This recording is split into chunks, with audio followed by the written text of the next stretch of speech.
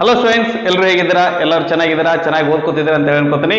ನಾವು ಹಿಂದಿನ ವಿಡಿಯೋದೊಳಗ ನಮ್ಮ 10ನೇ ತರಗತಿ ಗಣಿತ ವಿಷಯದ 4ನೇ ಪಾಠ ವರ್ಗ ಸಮೀಕರಣಗಳನ್ನ ಪೂರ್ತಿಯಾಗಿ ಮುಗಿಸಿದ್ವಿ. ಸೊ ಈ ಒಂದು ವಿಡಿಯೋದೊಳಗ ಅದರ ನೆಕ್ಸ್ಟ್ ಪಾಠ 5ನೇ ಪಾಠ ರೀ, ಸಮಾಂತರ ಶ್ರೇಣಿಯವನ್ನ ನಾವಿಲ್ಲಿ ಡಿಸ್ಕಸ್ ಮಾಡೋಣಂತ್ರಿ. Okay right. ಸೊ ಮತ್ತೆ ಆಗ್ತಾರ ವಿಡಿಯೋನ ಸ್ಟಾರ್ಟ್ ಮಾಡೋಣ. ವಿಡಿಯೋ ಸ್ಟಾರ್ಟ್ ಮಾಡೋಕ್ಕಿಂತ ಮುಂಚೆ ನನ್ನ ಒಂದು ಪರಿಚಯ ನಿಮ್ಗಿತ್ತು ಅಂದ್ರೆ ಸರಿ, ಇಲ್ಲ ಅಂದ್ರೆ ನನ್ನ ಒಂದು ಪರಿಚಯವನ್ನ ನಿಮ್ಗೆ ಮಾಡ್ಲಿಕ್ಕೆ ಇಷ್ಟಪಡ್ತೀನಿ. ನನ್ನ ಹೆಸರು ಮೃತ್ಯುಂಜಯ ಅಂತ ಹೇಳಿ, ನಾನು ಥರ್ಮಲ್ ಪವರ್ ಇಂಜಿನಿಯರಿಂಗ್ ಡಿಪಾರ್ಟ್ಮೆಂಟ್ ಒಳಗೆ MTech ಅನ್ನ ಕಂಪ್ಲೀಟ್ ಮಾಡಿದ್ದೀನಿ. ಆ ನಂತರ ನಾನು ನಿಮ್ಗೆ ಗಣಿತ ವಿಷಯವನ್ನ ಟೀಚ್ ಮಾಡ್ತೀನಿ. ಓಕೆ ಸರ್, ದಟ್ ಏನ್ರಿ ಇವತ್ತು ಇಷ್ಟು ಖುಷಿಯಾಗಿದ್ದೀರಿ ಅಂತಂದ್ರೆ, ಈ ಖುಷಿಯಾಗಿರಾಕ ಕಾರಣ ಏನಪ್ಪಾ ಅಂತಂದ್ರೆ ನಮ್ಮ ಟಾಪಿಕ್ ರೀ. ಏನ್ರಿ? ಸಮಾಂತರ ಶ್ರೇಣಿ. ಬಹಳ ಚೆನ್ನಾಗಿರುವಂತ ಟಾಪಿಕ್ ರೀ. ಇದ್ರ ಮೇಲೆ ಇರುವಂತ ಕ್ವಶನ್ಸ್ ಅಷ್ಟೇ ಏನಪ್ಪಾ ಅಂತಂದ್ರೆ ಭಾರಿ ಇಂಟ್ರೆಸ್ಟಿಂಗ್ ಇರ್ತಾವ. ಸರಿ, ದಟ್ ಮೊದಲಿಗೆ ಏನಪ್ಪಾ ಅಂತಂದ್ರೆ ಇದನ್ನ ಥಿಯರಿ ಪಾರ್ಟ್ ನೋಡೋಣ. ಆ ನಂತರ ಪ್ರಾಬ್ಲಮ್ಸ್ ಅನ್ನ ಸ್ಟಾರ್ಟ್ ಮಾಡ್ಲಿಕ್ಕೆ ಪ್ರಾಬ್ಲಮ್ ಅನ್ನ ಸ್ಟಾರ್ಟ್ ಮಾಡೋಣಂತ್ರಿ. Okay right. ಸಮಾಂತರ ಶ್ರೇಣಿಯನ್ನ ತಿಳ್ಕೊಳ್ಳೋಕ್ಕಿಂತ ಮುಂಚೆ ಸಮಾಂತರ ಶ್ರೇಣಿಗೆ ಒಂದು ಎಕ್ಸಾಂಪಲ್ ನೋಡೋಂತ. ಆ ಎಕ್ಸಾಂಪಲ್ ಏನಂತಂದ್ರೆ 2, 5, 8, 11 ಸೋ ಆನ್. ಓಕೆ, ಸೊ ಇದರಿಂದ ನಮಗೆ ಇದು ಎಕ್ಸಾಂಪಲ್ ನಿಂದ ನಮ್ಗೆ ಏನ್ ಗೊತ್ತಾಗುತ್ತೆ ಅಂತಂದ್ರೆ, ಇಲ್ಲಿ ಒಂದು ನಂಬರ್ಗೆ ಇನ್ನೊಂದು ನಂಬರ್ಗೆ ಏನಪ್ಪಾ ಅಂದ್ರೆ ಒಂದು ಸ್ಪೆಷಾಲಿಟಿ ಐತ್ರಿ. ಏನಂತಂದ್ರೆ 2ರಿಂದ 5 ಬರ್ಬೇಕಂದ್ರೆ ನಾವ್ ಇಲ್ಲಿ ಏನ್ ಕೂಡ್ಸಾಕತ್ತೀವಿ ಅಂದ್ರೆ 3 ಕೂಡ್ಸಾಕತ್ತೀವಿ. 5ರಿಂದ 8 ಬರ್ಬೇಕಂದ್ರೆ ಇಲ್ಲಿ 3 ಕೂಡ್ಸಾಕತ್ತೀವಿ. ಇಲ್ಲಿ ನೆಕ್ಸ್ಟ್ ಏನ್ ಕೂಡ್ಸಾಕತ್ತೀವಿ ಅಂದ್ರೆ 8 ಇಂದ 11 ಬರ್ಬೇಕಂದ್ರೆ ಮತ್ತೆ 3 ಕೂಡ್ಸಾಕತ್ತೀವಿ. ಹಂಗ ನಾವೇನಪ್ಪಾ ಅಂದ್ರೆ ಪ್ರತಿಯೊಂದು ಪದಕ್ಕೂ ನಾವು ಏನಪ್ಪಾ ಅಂದ್ರೆ 3 ಕೂಡ್ಸ್ಕೊತ ಹೋದ್ವಿ ಅಂದ್ರೆ ಎಷ್ಟು ಬೇಕಷ್ಟು ಪದಗಳನ್ನ ನಾವು ಬರಿಬಹುದು. ಅಂದ್ರೆ ನಿಮ್ಗೆ ಆಲ್ರೆಡಿ ಸಮಾಂತರ ಶ್ರೇಣಿ ಅಂದ್ರೆ ಅರ್ಥ ಆಗೈತೆ ಅನ್ಕೋತೀನಿ. ಏನಂತಂದ್ರೆ ಪ್ರತಿಯೊಂದು ಪದಕ್ಕೂ ಏನಪ್ಪಾ ಅಂದ್ರೆ ಒಂದು ಕರೆಕ್ಟ್ ಆಗಿರುವಂತ ಒಂದು ನಿರ್ದಿಷ್ಟವಾಗಿರುವಂತ ಸಂಖ್ಯೆಯನ್ನು ಕೂಡಿಸ್ಕೊತ ಹೋದ್ವಿ ಅಂದ್ರೆ ಅಲ್ಲಿ ಬರುವಂತ ಒಂದು ನಂಬರ್ ಲಿಸ್ಟ್ ಏನಾಗಿರ್ತೈತಿ, ಒಂದು ಸಂಖ್ಯಾ ಪಟ್ಟಿ ಏನಾಗಿರ್ತೈತಿ, ಅದ ಸಮಾಂತರ ಶ್ರೇಣಿ ಆಗಿರ್ತೈತಿ.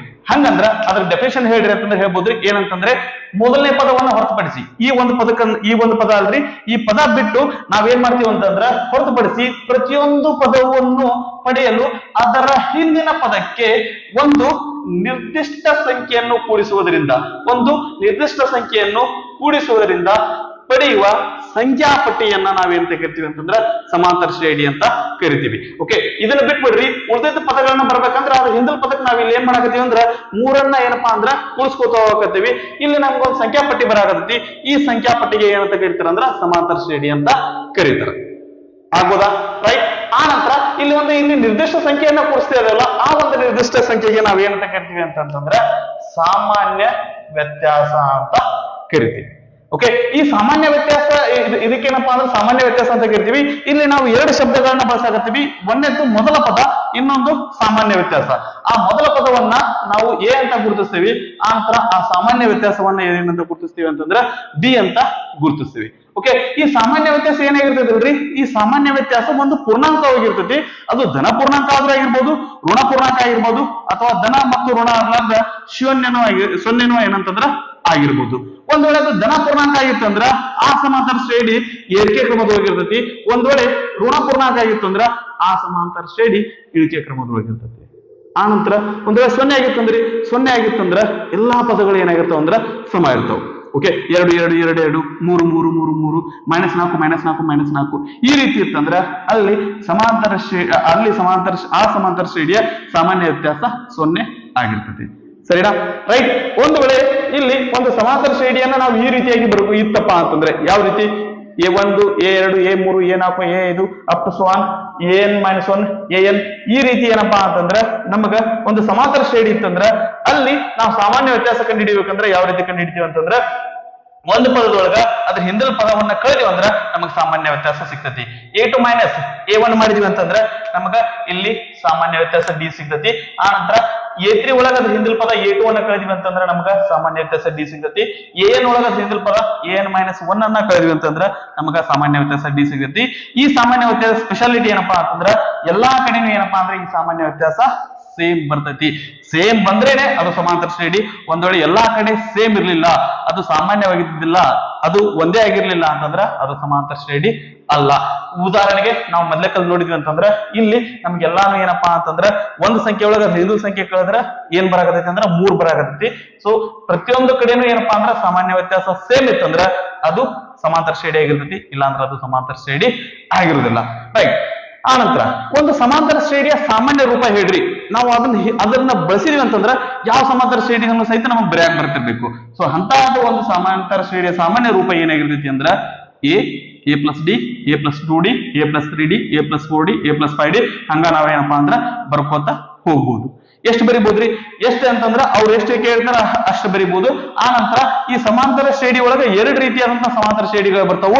ಅವ್ಯಾವಪ್ಪ ಅಂತಂದ್ರ ಒಂದು ಪರಿಮಿತ ಸಮಾಂತರ ಶ್ರೇಣಿ, ಇನ್ನೊಂದು ಅಪರಿಮಿತ ಸಮಾಂತರ ಶ್ರೇಣಿ. ಅದಕ್ಕೆ ನಾವು ಹೆಸರು ಹೇಳಾಕತ್ತೈತ್ರಿ. ಪರಿಮಿತ ಸಮಾಂತರ ಶ್ರೇಣಿ ಅಂತಂದ್ರ ನಿರ್ದಿಷ್ಟ ಒಂದು ನಿರ್ದಿಷ್ಟ ಪದಗಳು ಇರ್ತಾವು ಪರಿಮಿತ ಸಮಾಂತರ ಶ್ರೇಣಿಗೆ. ಅಪರಿಮಿತ ಸಮಾಂತರ ಶ್ರೇಣಿ ಅಂದ್ರೆ ಎಷ್ಟು ಪದಗಳು ಇರ್ತಾವ ಅಂತ ಹೇಳಿಕ್ ಬರಲ್ಲ, ಅಸಂಖ್ಯಾತ ಪದಗಳು ಇರ್ತಾವ. ಅದು ಏನಪ್ಪಾ ಅಂದ್ರೆ ಅಪರಿಮಿತ ಸಮಾಂತರ ಶ್ರೇಣಿ. ನಂತರ ಸಮಾಂತರ ಶ್ರೇಣಿಯ ಎನ್ನನೇ ಪದ ಅಥವಾ ಸಾಮಾನ್ಯ ಪದ. ಸಮಾಂತರ ಶ್ರೇಣಿಯ ಸಾಮಾನ್ಯ ರೂಪ ಬೇರೆ, ಸಮಾಂತರ ಶ್ರೇಣಿಯ ಸಾಮಾನ್ಯ ಪದ ಬೇರೆ. ಆ ಒಂದು ಸಾಮಾನ್ಯ ಪದವನ್ನ ನಾವು ಕಂಡುಹಿಡಿಬೇಕಂದ್ರ ಅದಕ್ಕೊಂದು ಸೂತ್ರ ಅದ ರೀ. ಅದೇನಪ್ಪಾ ಅಂತಂದ್ರ an = a + n - 1 × d. ಈ ಫಾರ್ಮುಲಾ ನೆನ್ಪಿಟ್ಕೊಡ್ರಿ. ಇದು ನಮಗ ಕಡಿಮೆ ಅಂತಂದ್ರು ಒಂದು 3 ರಿಂದ 4 ಮಾರ್ಕ್ಸ್ ನಮ್ಮ ಎಕ್ಸಾಮಿಗೆ ತಂದು ಕೊಡ್ತೈತಿ. ಇದ್ರದ್ದು ನಮ್ಗೆ ಡೈರೆಕ್ಟ್ ಆಗಿ ಫಾರ್ಮುಲಾ ಕೇಳ್ತಾನ, ಇಲ್ಲಾಂದ್ರೆ ಈ ಫಾರ್ಮುಲಾ ಬಳಸ್ಕೊಂಡು ಲೆಕ್ಕ ಮಾಡುತ್ತಾರ, ನಮ್ಗೆ ಲೆಕ್ಕ ಕೇಳ್ತಾರ. ಸೊ ಈ ಫಾರ್ಮುಲಾ ನಮಗ ನೀಟಾಗಿ ಇದನ್ನ ಏನ್ ಮಾಡ್ರಿ ಅಂದ್ರೆ ಬಾಯ್ ಹಾಕ್ರಿ. Okay, an = a + n - 1 × d.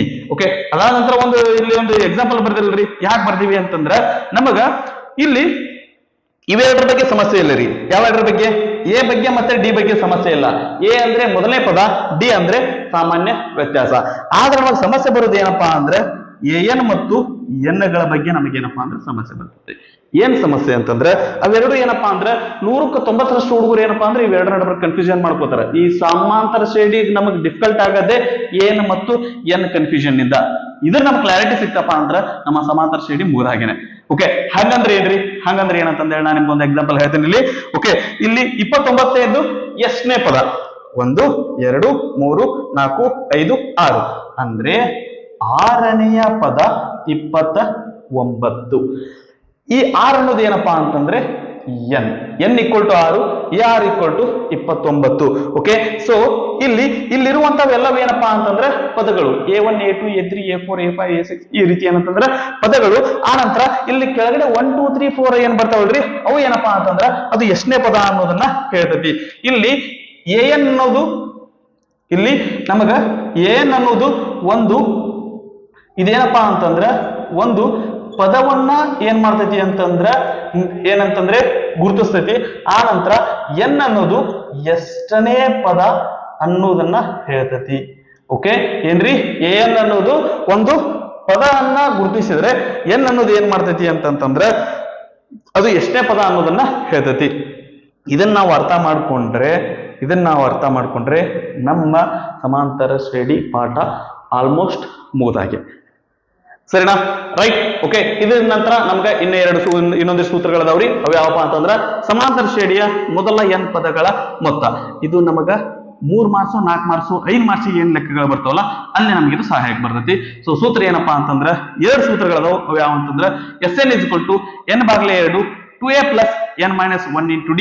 ಆ ನಂತರ ಇನ್ನೊಂದು Sn = n/2 × a + an.